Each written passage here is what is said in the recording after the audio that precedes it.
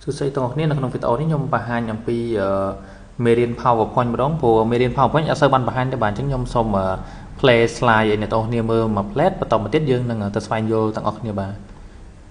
អូខេនេះគឺជាកម្មវិធី PowerPoint បាទកម្មវិធី PowerPoint ខ្ញុំអត់សូវបានបង្ហាញជាវីដេអូទេតែបើសិនជាអ្នកនរគ្នាចង់រៀនយើងមានជាសភៅឬក៏មានជាមេរៀនដែរបាទសម្រាប់មេរៀន PowerPoint អានេះខ្ញុំធ្វើខ្លីតែប៉ុណ្្នឹងទេអូខេអញ្ចឹងជាដំបូងខ្ញុំសូមបង្កើត file ថ្មីមួយសិនចុច file មកហើយចុចកន្លែង playing presentation បាទដូច Word ដែរទេចុចកន្លែង playing presentation មកយើងបាន file ថ្មីមួយអញ្ចឹងជំហានដំបូងបើសិនជាអ្នកនរគ្នាចង់ដាក់ background អ្នកនរគ្នាចូលកន្លែង design មកអញ្ចឹងកន្លែង design នេះនឹងមាន template ឬក៏មានពណ៌ច្រើនអ្នកនរគ្នាអាច select បានយក template ឬក៏ពណ៌ណាមួយមកឥឡូវខ្ញុំសូមយកពណ៌នេះមួយបន្តមកទៀត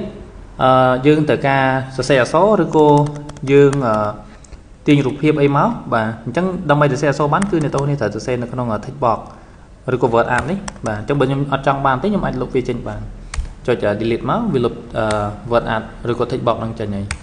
អញ្ចឹងខ្ញុំចង់ធ្វើ slide មួយដែលខ្ញុំ slide នេះខ្ញុំអត់ចង់សរសេរជាអក្សរទេខ្ញុំយកជាប្រអប់អញ្ចឹងដើម្បីគូរប្រអប់អ្នកនរគ្នាចូល insert មកចូលកន្លែង shape ដូច Word ដែរទេអញ្ចឹងខ្ញុំគូរប្រអប់3ប្រអប់ទី1គឺប្រអប់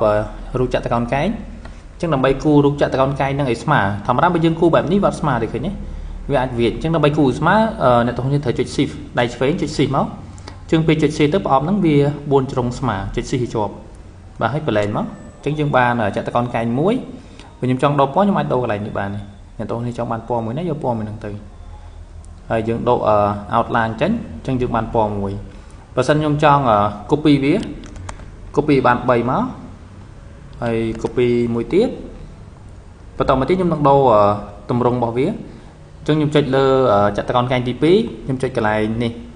ហើយយក change shape មកខ្ញុំចង់ដូរទៅជារង្វង់មូលអញ្ចឹងចង់បានជារង្វង់មូលមួយចង់ដូរពណ៌យកពណ៌ក្រហមហើយ shape ទី3ដូចគ្នាខ្ញុំចង់ដូរទម្រង់រូបរបស់វាដែរខ្ញុំយកជាត្រីកោណហើយចង់ដូរពណ៌របស់វាយើងអាចដូរបានដូចគ្នាយកពណ៌ផ្សេងមួយមកអូខេអញ្ចឹងយើងបានណាបាទយើងបាន slide មួយហើយយើងមាន shape 3ចតុកោណកែងរង្វង់និងត្រីកោណបើសិនខ្ញុំចង់ដាក់ transition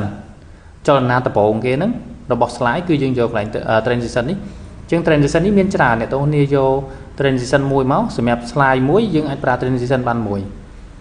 បាទនេះគឺជា transition ឃើញទេអញ្ចឹងវាមានចលនាផ្សេងអ្នកនរគ្នាចង់បានឬក៏ឆ្លាញ់ slide មួយណាយក slide មួយហ្នឹងទៅឥឡូវខ្ញុំយក cut 10ទៅតង transition វាំងណូនឃើញទេបាទនេះគឺជា transition របស់ slide ទី1ហើយតកតងទៅនឹង shape របស់យើង